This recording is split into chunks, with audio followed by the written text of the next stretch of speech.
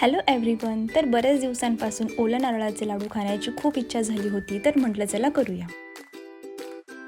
इथे मी घेतले ओलं खोबरं. त्याला आपल्याला मिक्सरमधून बारीक करून घ्यायचं आहे. त्यानंतर इथे मी घेतली कढई, त्यामध्ये टाकले साजूक तूप टाकल्यानंतर त्यामध्ये आपल्याला ॲड करायचं आहे दूध.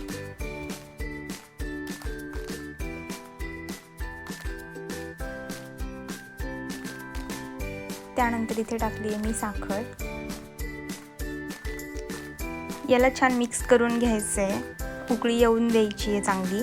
त्यानंतर मी ॲड करणार आहे इथे मिल्क पावडर टाकल्यानंतर आपल्याला टाकायची आहे विलायची पावडर, किंवा घरी कुठलेली आपण विलायची टाकू शकतो.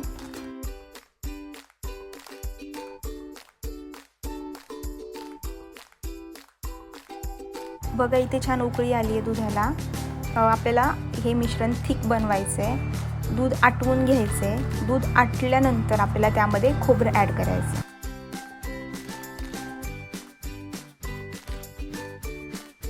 तर पहा इथे छान थिक झालं आपलं दूध, म्हणजे आपलं मिश्रण छान थिक झाले. तर आता यामध्ये आपण खोबरं ॲड करूया, जे आपण मिक्सरमध्ये बारीक करून घेतलेलं आहे.